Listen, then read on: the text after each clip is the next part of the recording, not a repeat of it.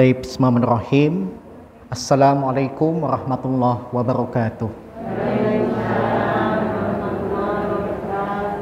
Alhamdulillahi ala ihsanih wa syukrullahu ala taufiqi wa amtinanih. Asyhadu an la ilaha illallah wahdahu la syarika lahu ta'ziman li sya'nih. Wa asyhadu anna nabiyyana Muhammadan abduhu wa rasuluhu adda ila ridwanih. Allahumma sholli wa sallim wa barik alaihi wa ala alihi wa ashabihi wa ikhwanih, amma ba'd. Allahumma la ilma lana illa ma 'allamtana innaka antal alimul hakim. Fa'alimna ma yanfa'una wanfa'na bima 'allamtana wa zidna ilman. Walhamdulillahi ala kulli hal. Rabbana iftah bainana wa baina qaumina bil haqqi wa anta khairul fatihin.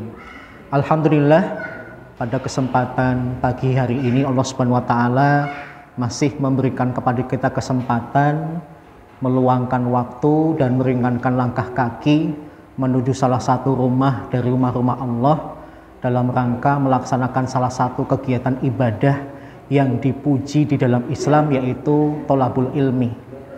Moga-moga apa yang Bapak dan Ibu semua lakukan pada hari ini, esok dan seterusnya mendatangkan keberkahan dan maghfirah dari Allah Subhanahu wa taala. Sebelumnya saya mohon maaf, saya nggak bisa bahasa Jawa, Pak. Tadi Bapak bicara saya paham, tapi kalau untuk ngomong susah. Jadi saya itu kalau pengajian yang buka pengajian pakai bahasa Jawa deg-degan, karena khawatir nanti dipaksa pakai bahasa Jawa. Jadi saya izin pakai bahasa Indonesia, Bu, ya. Ya, karena ya alasannya karena saya tidak dididik oleh orang tua dengan bahasa Jawa. Tetapi tidak mengurangi rasa hormat saya kepada bahasa Jawa, maka saya sebelumnya minta izin terlebih dahulu, gitu ya. Gitu ya. Ini calon artis nih. Dia tahu ada kamera, dia kemudian maju-maju ke depan.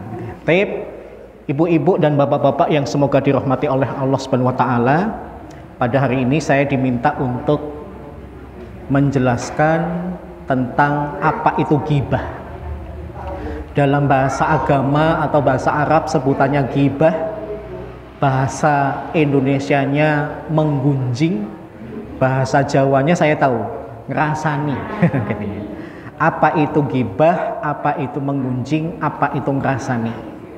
Kenapa tema ini menjadi sebuah tema yang perlu kita bahas bersama?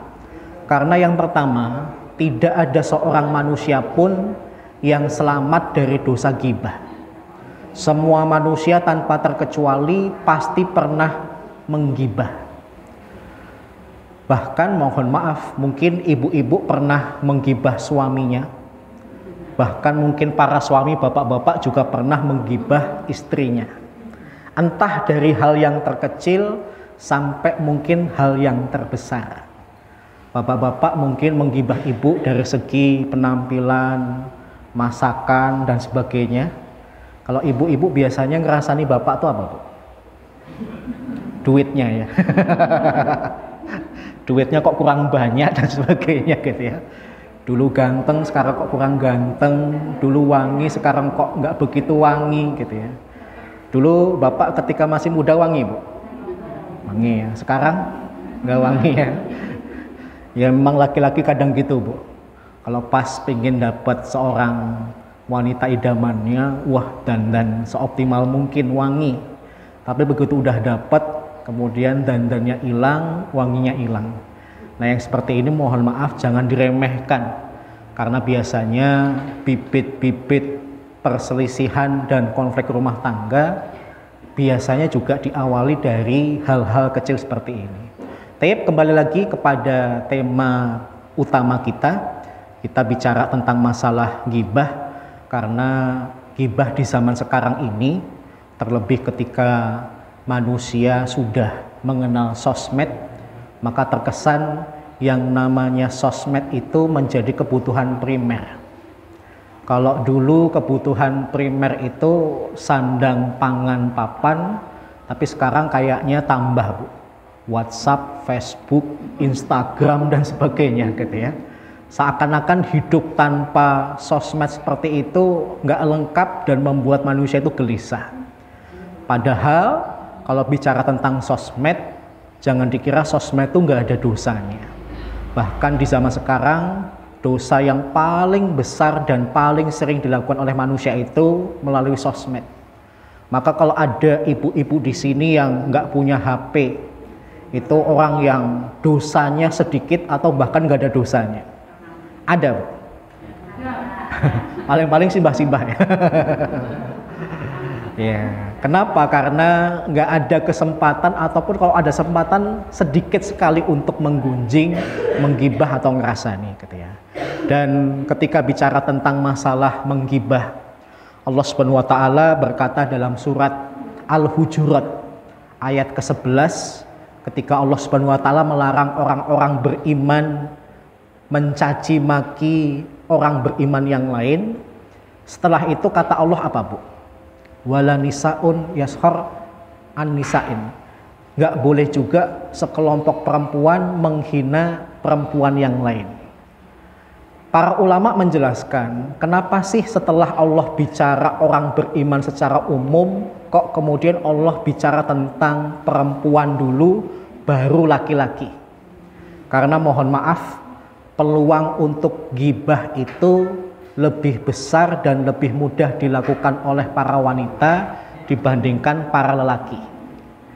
Ibu-ibu itu dari hal yang paling kecil saja bisa jadi bahan untuk menggibah.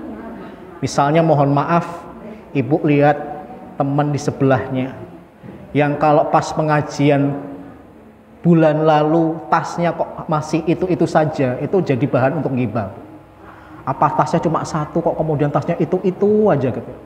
Atau bahkan mungkin aku dari kenal dia pertama tasnya nggak berubah itu aja, jadi bahan gibah. Padahal duitnya banyak loh. Kenapa kemudian nggak beli tas yang lain? Ada tetangga yang anaknya nakal jadi bahan omongan tuh kan yang anaknya nakal banget gitu ya. Dan sebagainya.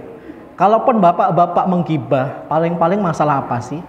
Paling-paling masalah politik, paling-paling masalah pekerjaan, dan gibah yang paling dinikmati oleh laki-laki itu apa? Poligami. Nah, bapak-bapak kalau sudah ngomong poligami itu kayaknya majelisnya nggak bubar-bubar gitu ya. Tape gitu ya. Jadi itu sebagai mukaddimah kenapa kita perlu mempelajari masalah gibah, karena sekali lagi ya, ini termasuk dosa yang manusia seluruhnya pernah kena. Bedanya ada yang gibahnya sedikit, ada yang banyak. Yang kedua, jangan sampai gara-gara sosmed kemudian kita menjadikan aktivitas kita di sosmed itu lebih banyak gibahnya, lebih banyak dosanya daripada kemudian melakukan aktivitas yang sebenarnya berpotensi untuk mendatangkan pahala. Sekarang kita mulai, apa sih yang dimaksud dengan gibah? Suatu ketika Rasulullah SAW bertanya kepada para sahabat, "Atadruna mal gibah?" Tahukah kalian apakah yang dimaksud dengan gibah itu? Kemudian para sahabat karena tidak tahu, jawabannya adalah Allahu wa rasuluhu a'lam. Cuma Allah dan Rasulnya saja yang tahu. Kemudian Nabi SAW memberikan definisi ringkas tentang gibah. Gibah itu adalah dzikruka akhaka bima yakrah. Engkau menyebut tentang saudaramu di perkara yang tidak dia suka. Jadi kalau ada kondisi seseorang yang kalau kondisinya ini kita ceritakan kepada orang lain membuat dia tidak suka, itu namanya gibah. Memang orang itu gemuk, orang itu gendut, tapi ibu jangan kemudian kemana-mana ngomong itu loh, bumul yang gendut itu. Apalagi ngomong gendut sambil agak nyanyi, ndut si gendut gitu ya. Wal iyadzubillah, udah biarin gitu ya, bumul yang mana, yang rumahnya sana. Jangan sampai menyebutkan perkara yang kalau kemudian bumul tahu, dia nanti akan marah atau tidak suka ketika disebut. Kemudian para sahabat berkata, kalau memang yang kita sampaikan benar apa adanya, apakah kemudian salah ya Rasulullah? Kalau memang orangnya gendut, kenapa kemudian kami nggak boleh ngomong dia gendut? Nabi kemudian mengatakan, itulah yang dimaksud dengan gibah. Tidak setiap orang gendut tuh suka dikatakan gendut. Jadi hindari perkara yang bisa membuat saudaramu benci kepada dirimu gara-gara omonganmu. Tapi kalau kemudian tidak sesuai dengan kenyataan, nggak gendut kok diomongin gendut, maka kamu telah berdusta. Jadi omongan tuh yang bikin nggak enak ada dua. Kalau sesuai dengan kenyataan namanya ghibah, ngerasani. Tapi kalau kemudian tidak sesuai dengan kenyataan namanya dusta. Sama-sama dosa di dalam Islam, sama-sama tidak diperbolehkan untuk dilakukan di dalam Islam. Gitu ya. Kemudian para ulama membahas, kalau ghibah itu dosa, termasuk dosa besar apa dosa kecil? Jawabannya apa, Bu? Besar apa kecil? Besar. Ya, alhamdulillah gitu ya. Ibu jawabannya sama seperti jawaban mayoritas ulama. Para ulama kebanyakan menganggap ghibah itu memang dosa besar, bukan dosa kecil. Cuma 1 atau 2 ulama saja yang mengatakan ghibah itu dosa kecil. Bukti kalau ghibah itu dosa besar apa? Yang pertama, ibu-ibu bisa buka surat Al-Hujurat. Surat 49, tadi kalau kita membahas di ayat yang ke-11, maka di ayat selanjutnya di ayat ke-12. Surat 49 Al-Hujurat ayat 12. Allah Subhanahu wa taala menggambarkan orang yang menggibah, ngerasani menggunjing, itu seperti memakan bangkai saudaranya sendiri. Mohon maaf, memakan bangkai saudaranya sendiri. Kita umat Islam makan bangkai binatang saja itu hukumnya haram, apalagi sampai memakan bangkai sesama manusia. Berarti haramnya double.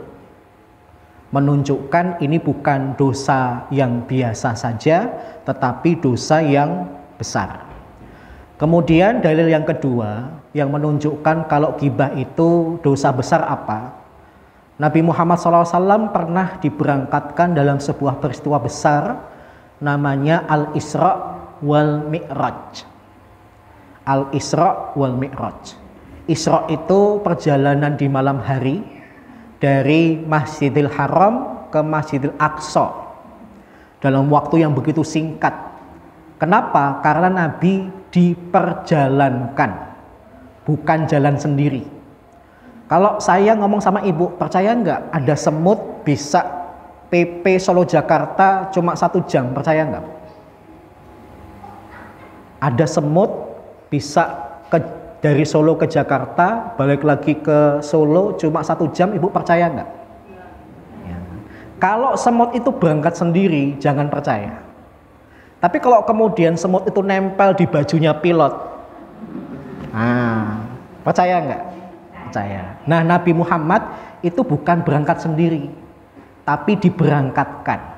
Seperti semut yang nempel di baju pilot, jurusan Solo Jakarta, balik lagi kemudian ke Solo lagi. Dalam waktu kurang 1 jam udah bisa balik ke Solo lagi.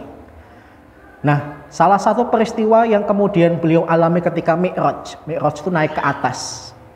Nabi Muhammad SAW diperlihatkan tentang kondisi penduduk neraka, yang salah satunya itu mereka mengalami kuku yang terbuat dari tembaga atau logam, panjang-panjang, kemudian dipakai untuk nyakar wajah dan dada mereka sendiri. Kemudian Nabi Muhammad SAW tanya kepada Jibril, apa yang membuat penduduk neraka kok sampai mendapatkan siksaan seperti itu? Mencakar wajah dan dada mereka sendiri dengan kuku yang terbuat dari tembaga atau logam. Maka Jibril kemudian mengatakan mereka itulah yang memakan bangkai saudara mereka sendiri. Dalam riwayat yang lain, mereka itulah yang telah menggunjing saudara mereka sendiri.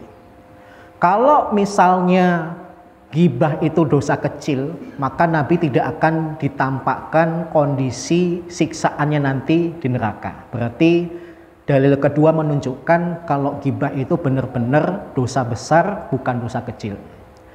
Dalil yang ketiga, Nabi itu pernah ngelewatin 2 kuburan baru. Kemudian Nabi SAW mengatakan 2 penduduk kubur ini sedang mengalami siksa kubur. Kemudian Nabi SAW mengambil sebatang tanaman, kemudian dibelah jadi 2, masing-masing ditancapkan ke kuburan itu dengan harapan nanti dengan ditancapkan akan mengurangi siksa kubur orang yang sedang disiksa kubur dalam kuburnya. Nabi kemudian mengatakan, orang yang pertama disiksa di dalam kuburnya karena tidak bersih dalam cebok. Cebok bahasa Jawanya apa, Pak? Apa? Cawe. Cawe gitu ya. Cebok. Yang kedua disiksa dalam kubur dalam satu riwayat karena namimah, ngadu domba. Dalam riwayat yang lain karena melakukan gibah, melakukan gunjingan atau ngerasani. Tapi ada juga para ulama yang menggabungkan, orang itu bisa ngadu domba pasti diawali dengan menggibah. Saya bisa membuat 2 orang bermusuhan dengan cara apa? Ngomongin masing-masing itu jelek. Paham ya? Nggak mungkin saya bisa mengadu domba dengan perkataan baik. Pasti saya ngomong hal yang buruk dulu supaya 2 belah pihak ini panas, akhirnya bermusuhan, bertengkar, berkelahi, bertengkar dan sebagainya. Maka kita belajar dari peristiwa hadis ini, jangan remehkan dosa gibah, karena dosa gibah itu ternyata siksaannya tidak harus nunggu di akhirat dulu, tetapi ketika pelakunya sudah dimasukkan di alam kubur saja, sudah dapat DP-nya, sudah dapat siksaan terlebih dahulu sebelum nanti juga bakal disiksa di akhirat. Saya mau mempertegas dulu ya, Nabi itu dalam contohnya menancapkan 1 batang dibelah jadi 2 kemudian ditancapkan, dan nanti konon akan mengurangi siksa dari orang yang ada di dalam kubur sampai nanti kering. Bukan bermakna kalau kemudian setiap kuburan tuh nanti ditanemin pohon pisang atau bahkan ditanemin dengan kamboja dan sebagainya. Tujuan penancapannya karena untuk meringankan. Kalau memang kita tidak tahu orang yang dikubur itu sedang disiksa atau tidak, kata para ulama, nggak usah ada sesuatu yang ditancapkan. Kenapa? Karena sahabat-sahabat yang meninggal duluan sebelum Nabi, ketika mereka meninggal tidak ada riwayat Nabi kemudian nancepin di masing-masing kuburan itu dengan 1 tancapan tanaman. Kenapa? Karena belum tentu yang masuk dalam kubur itu disiksa dalam kubur atau tidak, gitu ya.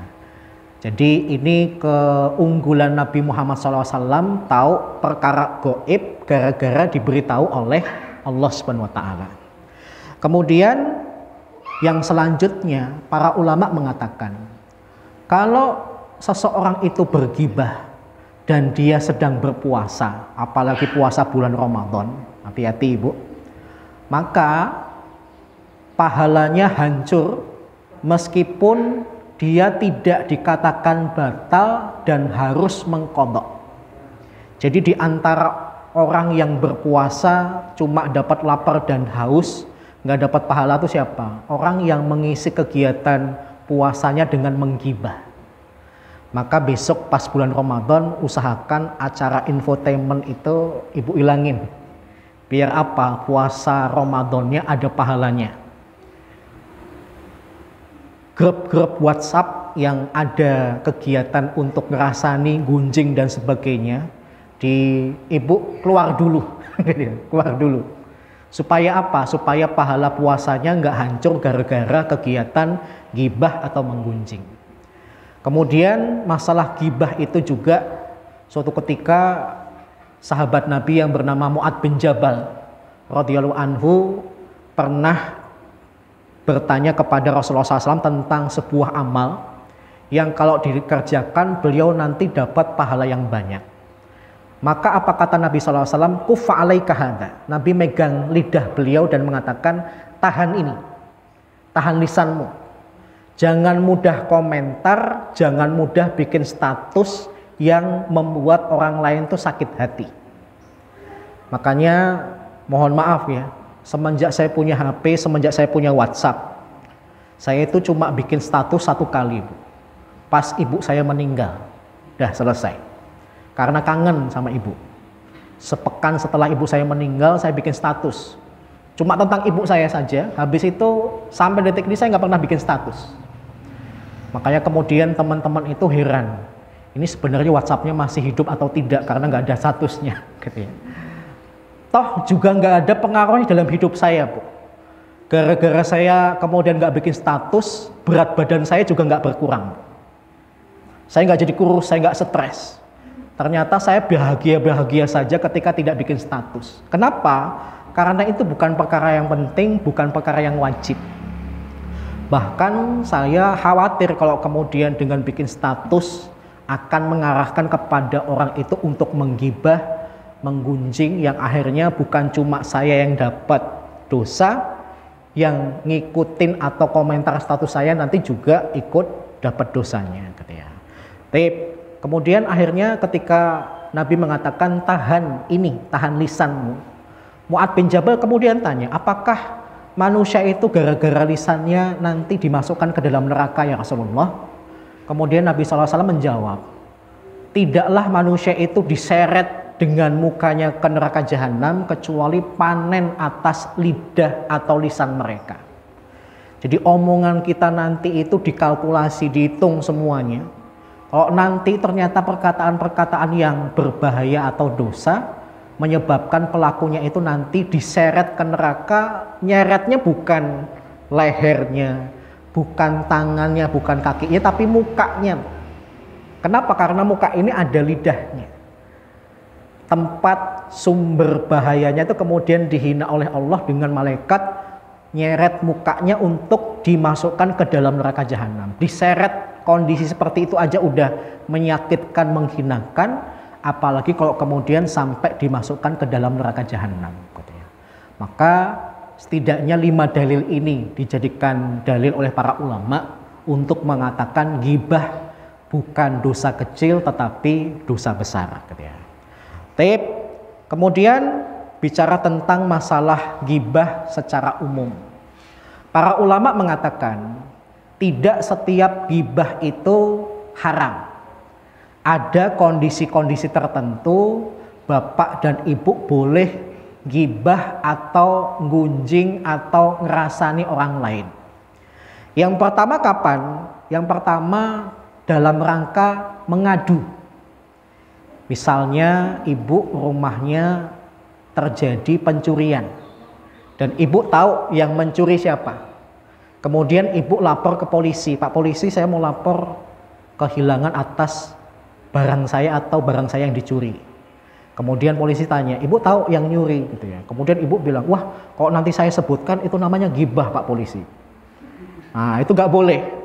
Kalau nanti seperti itu nanti polisinya bilang ya udah ibu saja yang nangkep. Kenapa? Karena polisi akan kesulitan untuk menangkap pelakunya kalau kemudian dalam perkara ini ibu malah nutupin. Jadi dalam mengadu silahkan ibu bapak menunjukkan orang itu, menggibah orang itu supaya mempermudah petugas menangkap pelakunya. Paham ya? Jadi tidak gibah sih tidak gibah, tapi kalau dalam masalah kriminal diperbolehkan menggibah. Ini yang pertama, ngadu. Yang kedua, dalam rangka meminta nasihat atau fatwa. Suatu ketika seorang sahabat perempuan Nabi yang bernama Hind binti Utbah radhiyallahu anha. Penyebutan yang benar itu sebenarnya Hind, H-I-N-D.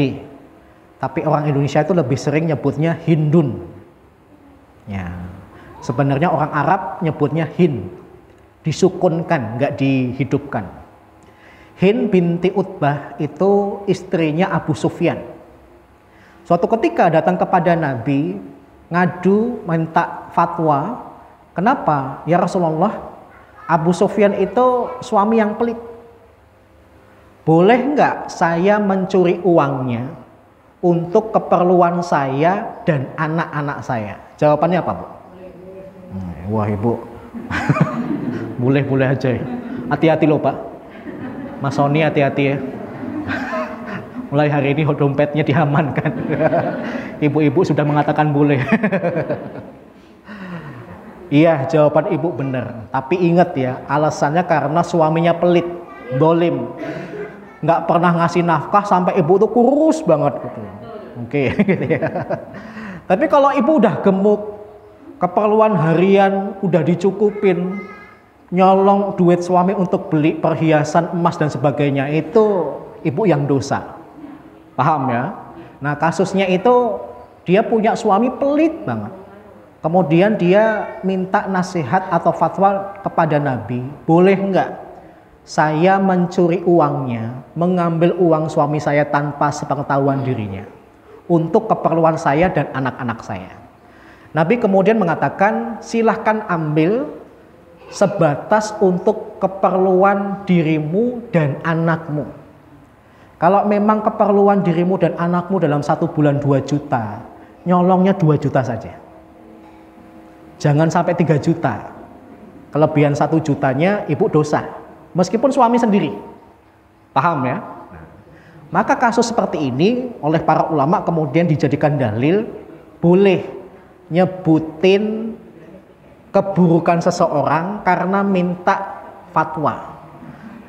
Kalau nanti tidak nyebut nama suaminya, maka nanti jawabannya bisa beda. Boleh nggak saya ngambil uang seseorang untuk keperluan saya dan anak saya? Nah, seseorang ini siapa? Kalau orang lain nggak boleh. Tapi ternyata cerita ini suami saya sendiri, yang Nabi tahu suaminya itu adalah Abu Sufyan. Maka Nabi kemudian memberikan jawaban berbeda, boleh tapi secukupnya, katanya. Boleh Bu ya. Jadi kalau memang kebutuhan 1 bulan 2 juta, ibu cuma dijatah 1,5 juta, boleh nyolong 500.000 gitu. Kalau bapak punya, kalau bapak nggak nyimpen di tempat yang terkunci. Tapi kalau misalnya bapak nggak punya, disimpan dalam brankas, ibu nggak tahu nomornya, ya sudah, apes bagi ibu ya. Gitu ya. Jadi boleh menggibah kalau kasusnya minta nasihat atau fatwa. Yang ketiga, boleh menggibah untuk mencari solusi. Misalnya dalam sebuah keluarga ada anak yang sedang punya masalah, bandel banget. Maka saudara-saudaranya boleh musyawarah kemudian ngasih tahu saudara yang lain tentang kasus adiknya ini. Misalnya mohon maaf ya, saya tidak menyebut nama. Para ulama mengatakan boleh gibah tapi jangan nyebut nama. Dulu pernah ada adik teman saya, itu tuh mohon maaf, menghamili perempuan di luar nikah. Kemudian akhirnya saudara-saudaranya rapat. Ini enaknya gimana gitu ya. Dan mau tidak mau tetap harus bertanggung jawab. Karena adik kita belum kerja, kita sebagai kakak-kakaknya kemudian nanti yang membiayai pernikahannya. Ada kakaknya yang nggak tahu, ini ngapain ngerapat, kemudian dikasih tahu. Berarti kan menggibah. Tapi kalau menggibahnya dalam rangka mencari solusi, boleh. Nah, teman saya ini sebelum rapat dengan saudaranya yang lain tanya sama saya, boleh nggak saya ngumpulin saudara saya untuk mencari solusi atas adik saya? Bahkan ada saudara saya nggak tahu kalau adik saya itu menghamili perempuan di luar nikah. Saya katakan boleh kalau memang tujuannya mencari solusi. Kemudian yang keempat, boleh menggibah dalam rangka apa? Untuk menjelaskan, menerangkan. Kalau nggak digibahi, tidak disebutkan hal negatifnya, nggak bisa dikenal. Misalnya di kampung itu seringkali nama Joko banyak banget. Pak Joko Wahyudi, Pak Joko Purnomo. Suami ibu yang namanya Joko siapa Bu? Ada di sini. Bu Joko mana Bu Joko? Gitu ya. Nah, kalau kemudian ada orang nyari Pak Joko, maka kemudian mungkin nggak tahu nama belakangnya. Taunya bentuk fisiknya. Pak Joko yang saya maksud itu yang kulitnya hitam. Hitam apa Pak? Yang pakai teng-teng apa bahasa Jawa? bukan teng. Bahasa Jawa untuk menunjukkan orang itu hitam banget. Enggak, teng, bukan reng. Jeliteng. Jeliteng. Nah. Ya. Iya toh, jeliteng tuh hitam tuh, Pak. Nah. Kemudian saya bilang, saya nyari Pak Joko yang jeliteng, yang kulitnya hitam. Oh, yang kulitnya hitam sana. Nah, boleh. Kenapa? Untuk membedakan Joko yang ini dengan yang lain. Saya punya tetangga itu malah unik, Bu. Kenalan dengan saya itu nggak menyebutin nama aslinya, tapi panggilannya. Yang satu ngenalin dirinya pakai nama Semar, kakaknya ngenalin dirinya pakai nama Bagong. Saya kemudian sampai nggak nyaman. Nama asli Mas siapa sih? Orang sini manggil saya Semar, Mas. Nggak nyebutin nama aslinya. Kakaknya juga gitu, kenalan dengan saya ketika saya jadi warga baru, nama Mas siapa? Bagong, Mas. Masa namanya Bagong? Nama asli siapa? Orang sini manggil saya Bagong semua. Gitu. Sehingga kalau kemudian misalnya saya ketemu orang lagi nyari tetangga saya, Mas tahu rumahnya Semar, tahu rumahnya Mas Bagong. Saya kemudian harus menunjukkan. Kenapa? Karena malah identitas. Paham ya? Membedakan. Nah, selidik punya selidik, ternyata yang satu namanya Wahyu, yang satu namanya Ilham. Padahal namanya bagus, tapi malah lebih bangga dengan Semar dan Bagong, gitu ya. Ya itu bilang aneh, gitu ya, aneh, gitu. Tapi kalau dia maunya gitu ya sudah. Dalam dunia hadis ada, Bu. Di dalam hadis itu ada periwayat hadis, malah dipanggil dengan aibnya, cacatnya. Nama aslinya malah orang pada nggak tahu. Yang pertama siapa? Yaitu seorang tokoh yang namanya adalah dipanggil dengan A'raj. A'raj itu artinya apa? Pincang. Pincang. Nama aslinya adalah Abdullah bin Surhum. Tapi aneh, malah kemudian orang-orang memanggil dia si pincang. Kenapa? Karena nama Abdullah bagi orang Arab itu banyak. Ini Abdullah, ini Abdullah, Abdullah, Abdullah. Apalagi Nabi pernah bersabda ya, Ahabul asma'illallah Abdullah wa Abdurrahman. Nama yang Allah cintai itu adalah Abdullah dan Abdurrahman. Berdasarkan sabda Nabi ini akhirnya orang Arab banyak yang kasih nama anaknya Abdullah, Abdurrahman. Tapi diingat, kalau nama itu dengan bahasa Arab jangan diputus. Abdullah, ibu manggilnya ya Pak Abdullah. Jangan Dul. Paham ya? Udah bagus-bagus Abdullah panggilannya Dul gitu ya. Ibrahim ya Ibrahim. Jangan Baim, Boim. Kemudian Yusuf, Nabi Yusuf kan tampan. Jadi nggak berwibawa ketika dipanggil apa? Ucup. Ya tuh bilang gitu ya. Kalau namanya panjang ya sudah resikonya kita manggilnya panjang. Abdullah ya Abdullah gitu ya. Abdurrahman ya Abdurrahman. Nabi Muhammad dipanggil orang kafir pun dengan nama lengkapnya Muhammad. Nggak ada ceritanya orang kafir muh atau mat. Nggak ada. Paham ya? Kalau nama Arab, tapi kalau nama selain Arab terserah, karena itu kebiasaan atau tradisi bisa jadi hukum. Misalnya Mas Sony panggil Son gitu ya. Atau Nih gitu ya, nggak apa-apa. Kenapa? Karena bukan bahasa Arab. Tapi kalau bahasa Arab, nah nggak boleh dipotong. Namanya Maisarah ya Maisarah. Memang terkesan kayaknya unik, dipanggil Mei, dipanggil Saroh gitu. Tapi bahasa Arab gak boleh diputus. Kalau bahasa Indonesia, bahasa lain silahkan diputus gitu ya. A'raj namanya bagus, Abdurrahman, tapi kemudian karena dia pincang, supaya membedakan dia dengan yang lain, akhirnya dipanggil dengan si pincang. Kemudian ada juga perawi nama dipanggil dengan Al-A'mash. A'mash itu pandangannya tidak jelas. Bahasa Jawanya apa, Pak? Blawur. Nama aslinya adalah Sulaiman bin Mihan. Namanya keren aslinya. Tapi karena nama Sulaiman banyak banget, untuk membedakan si Sulaiman yang ini, maka lebih dikenal dengan panggilannya. Kalau memang dia ridho dan memang kenyataan seperti itu, boleh dipanggil dengan kondisi fisiknya. Tapi sekali lagi ya, kalau dia ridho, tapi kalau dia marah jangan. Juling, mata juling, apa Pak? Bahasa Jawa. Bukan satunya, yang kasar. Bukan. PC. Hah? Kalau PC apa? Nah, yes, pokoknya itulah. Pokoknya matanya itu ada cacatnya lah. Nah, kalau untuk istilah PC menurut saya bukan panggilan Bu ya. Itu malah terkesan merendahkan. Panggil saja dengan panggilan yang lain gitu ya. Saya khawatir kalau orang memanggil dengan panggilan yang buruk itu nanti termasuk dalam perkataan Allah bi'salismul ba'dal iman.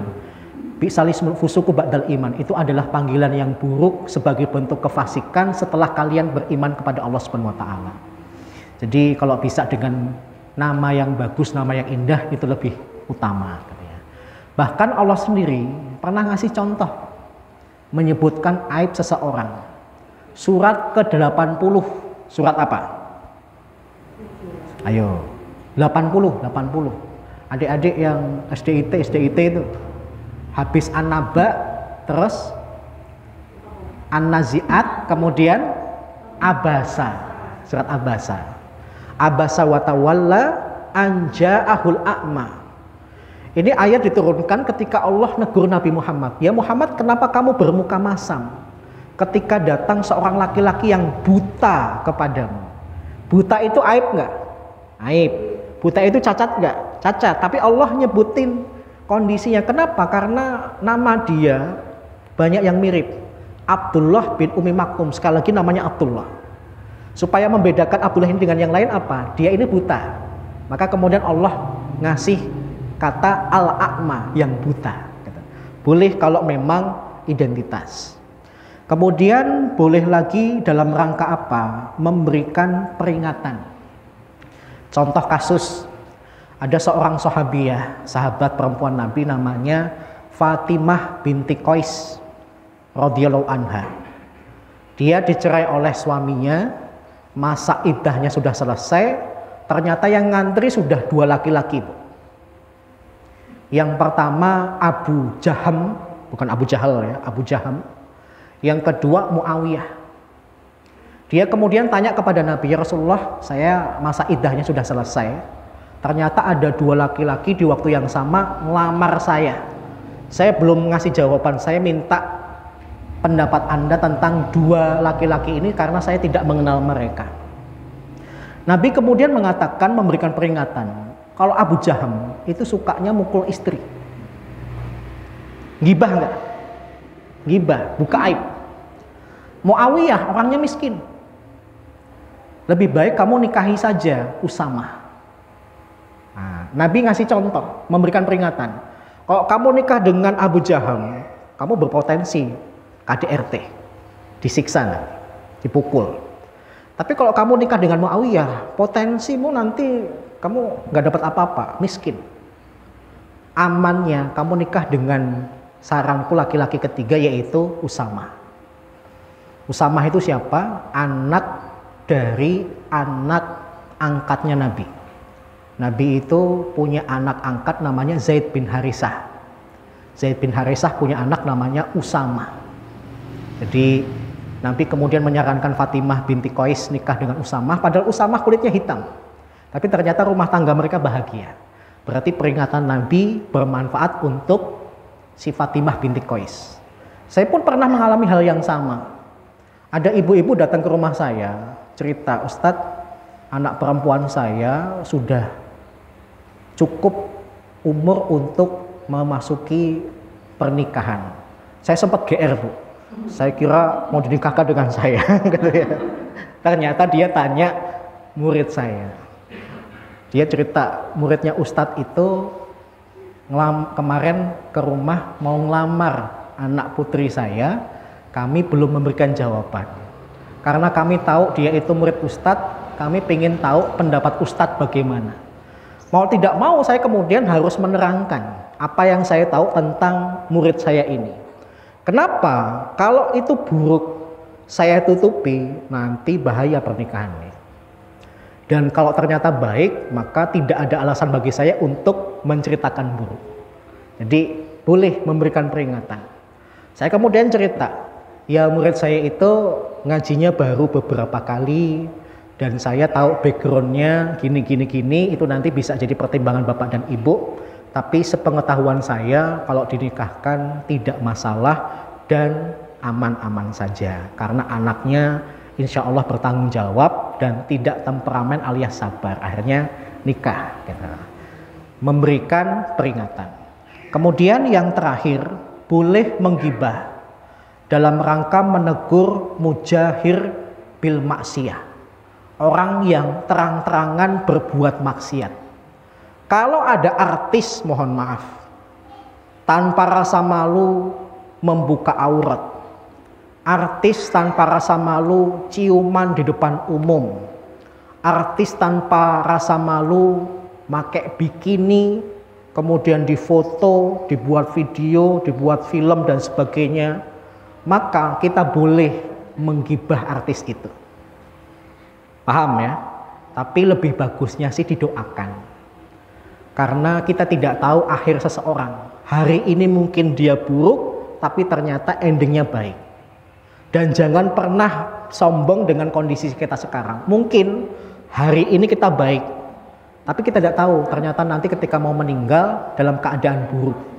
Maka doakan kebaikan untuk setiap orang.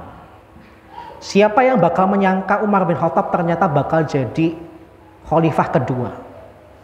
Siapa yang bakal menyangka Umar bin Khattab bakal jadi satu dari 10 sahabat yang dijamin masuk surga? Padahal Umar bin Khattab dulu memusuhi Nabi, bahkan pernah menghunuskan pedangnya untuk membunuh Nabi.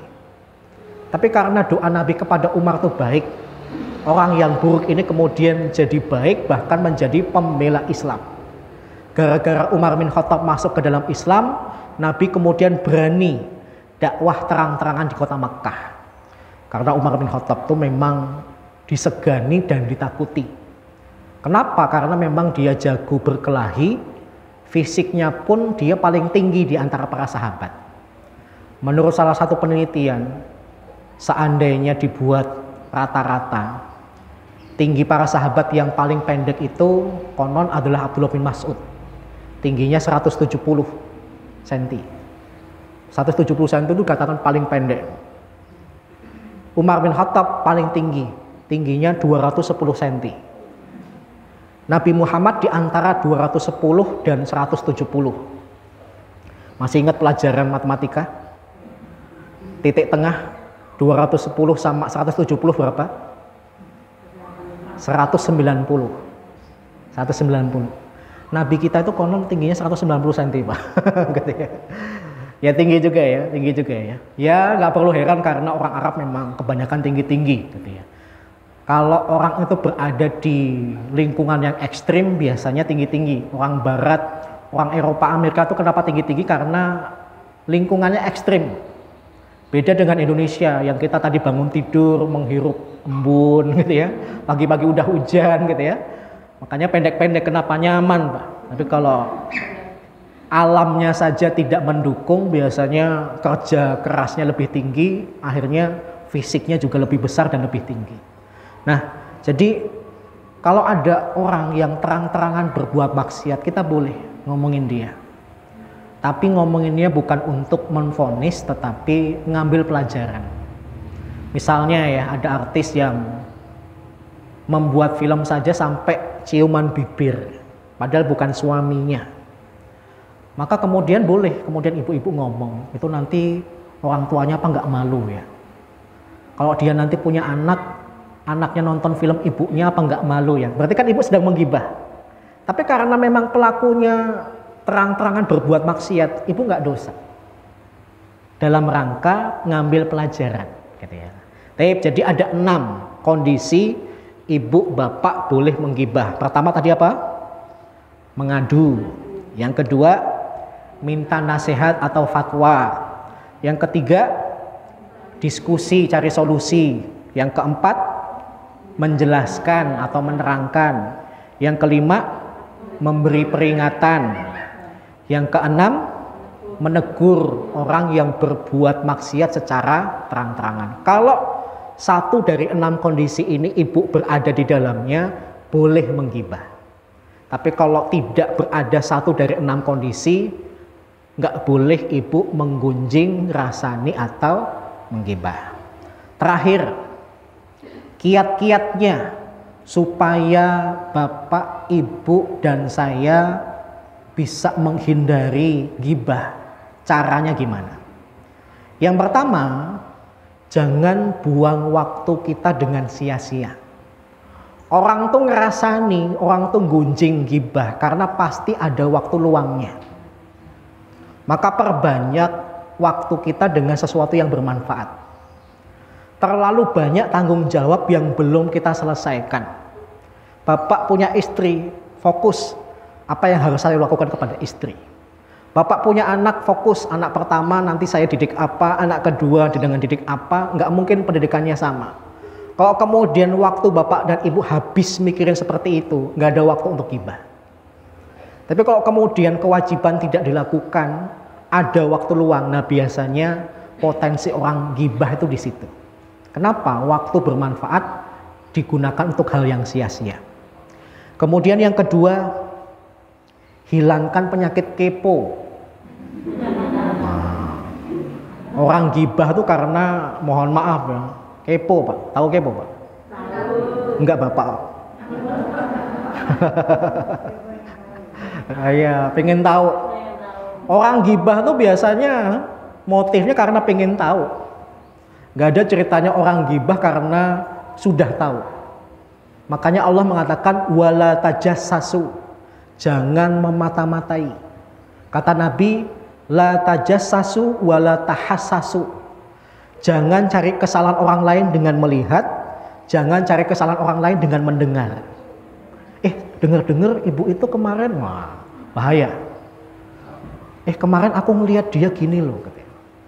Nah, kalau sudah satu orang mancing, orang kedua terpancing, nah, biasanya kata-kata yang muncul sama apa? Oh, gitu. Pantesan. Gitu. Kalau ibu-ibu udah ngomong kayak gitu, itu biasanya sudah pakai proses transfer data. Tahu gibah, gitu ya. Waliyadzubillah. Oh, ibu-ibu kalau udah ngomong, oh, gitu ya. Pantesan, bahasa Jawa pantesan apa Pak? Oh, mulakno, gitu ya. Mulakno, gitu. Iya, mulakno gitu sebagainya. Nah, itu biasanya udah gibah. Punya suudzon dulu, terbukti, oh, pantesan, gitu ya. Kepo dihilangin. Kita itu malah mohon maaf ya, lebih tentram kalau nggak tahu aib orang lain. Aib bapak saya nggak tahu, saya tenang Pak. Iya kan? Justru ibu bapak itu akan gelisah kalau tahu aibnya orang lain. Jadi mohon maaf, saya pernah duduk di sebuah masjid setelah kajian. Kemudian ada beberapa ibu-ibu itu datang mau menceritakan keburukan orang. Saya kemudian tanya, ibu-ibu ini mau cerita apa? Tanya apa cerita? Kita mau cerita Ustadz, itu nanti ceritanya positif apa negatif? Ya nggak tahu, udah jangan cerita. Jangan cerita. Saya nggak mau dengar. Tapi kalau kemudian cerita ibu itu nanti hasilnya positif untuk saya dan ibu-ibu, silahkan cerita. Biar saya ngambil pelajaran. Tapi kalau ibu saja nggak tahu ini nanti positif apa negatif, nggak usah cerita. Daripada nanti saya tahu, akhirnya kemudian suudzon gibah. Paham ya? Nggak tahu perkara orang lain tuh lebih aman. Makanya Nabi itu kemudian bilang gini, kalau kalian mengunjungi rumah saudara kalian, maka pulanglah dalam keadaan bisu dan tuli. Jadi ibu tuh kalau mohon maaf ke rumah orang lain, jangan suka ngeliat-ngeliat gini Bu. Nah, mohon maaf ibu kayak gitu gak? Nah, biasanya kalau gitu nanti diceritain ke rumah. Pak, tak kira tuh dia itu orang kaya, nggak tahu rumahnya kecil banget.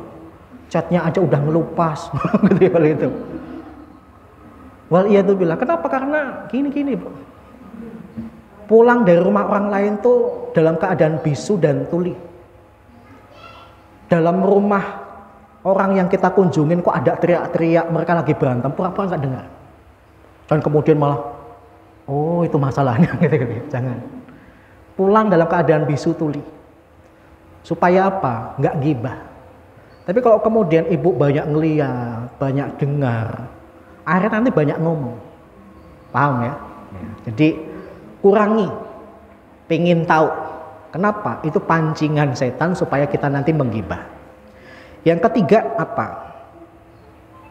Kurangi interaksi dengan pelaku gibah. Kalau ibu punya teman atau tetangga, hobi yang ngerasani, ini hobi yang unik. Biasanya hobi itu mancing, renang, baca. Ini hobinya apa? Ngerasani. Channelnya itu satu tapi acaranya banyak banget. Tidak ada satupun orang dalam satu RW yang tidak dia ketahui beritanya. Gitu ya. Kalau ada orang model kayak gini, lebih baik ibu kurangi pertemuannya. Kenapa? Nular, Bu. Interaksi pertemuan tuh nular. Anak yang awalnya nggak bisa misuh, tiap hari dengar orang misuh Bu nanti. Ya kan? Anak kecil, anak kita, setahu kita nggak pernah kita didik omongan kotor. Tapi pulang kok ngomong kotor, kenapa? Berinteraksi, Bu. Pergaulan, betul. Jadi kurangi. Maka Nabi pernah berkata ya, Zurgibban tasdad kubban. Kalau mengunjungi seseorang sesekali saja, maka cintamu akan bertambah. Tapi kalau kemudian sering ketemu, seminggu 7 kali, berarti tiap hari, itu pasti nanti ada obrolan. Mbak tahu nggak berita terbaru tentang Bu RT sebelah? Wah, bahaya ini. Udah mulai transfer data lagi nih, gitu ya. Maria tuh bilang gitu ya. Ngeri, gitu ya. Maka saya termasuk orang yang meskipun juga bergaul dengan sesama ustadz, tapi jarang-jarang ke rumah ustadz itu. Kenapa? Ustadz juga manusia. Kadang-kadang ketika sering ketemu, ngerasani nanti. Mending jarang-jarang ketemu. Ketika ketemu, melepas rasa rindu. Nggak sempat ngerasani. Pisah, kangen, nggak lama ketemu, melepas kangen, rindu, pisah lagi. Enak, nggak ada kesempatan untuk gibah. Tapi kalau ketemu terus ada peluang nanti. Karena mungkin akan berpikir, ini nanti yang diobrolin apa ya? Nah, paling enak, paling manis itu apa? Gibah. Dosa itu, Bu, nggak ada yang nggak enak. Makanya Nabi benar berkata ketika mengatakan hujibatil jannatu bil makarih wa hujibatin nar bisyahawat. Surga itu Allah tutupi dengan perkara tidak enak. Tapi kalau neraka Allah tutup dengan perkara yang enak-enak. Jujur, ngerasain itu enak nggak? Enak, jujur, bener. Dosa itu enak. Ujungnya yang nggak enak. Paham ya? Tapi kalau kebaikan pahit. Tadi sholat subuh ibu masih ngantuk nggak? Berat nggak? Berat. Memang kebaikan tuh memang nggak enak semua, Bu. Tapi ujungnya yang enak. Nah, kita mikirin, jangan cuma awalnya, ujungnya ini loh.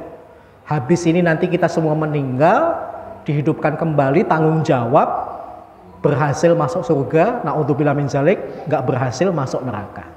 Jadi kurangi ketemu dengan orang yang suka berbuat gibah, kemudian jauhi pelaku gibah. Yang kelima, perbanyak doa.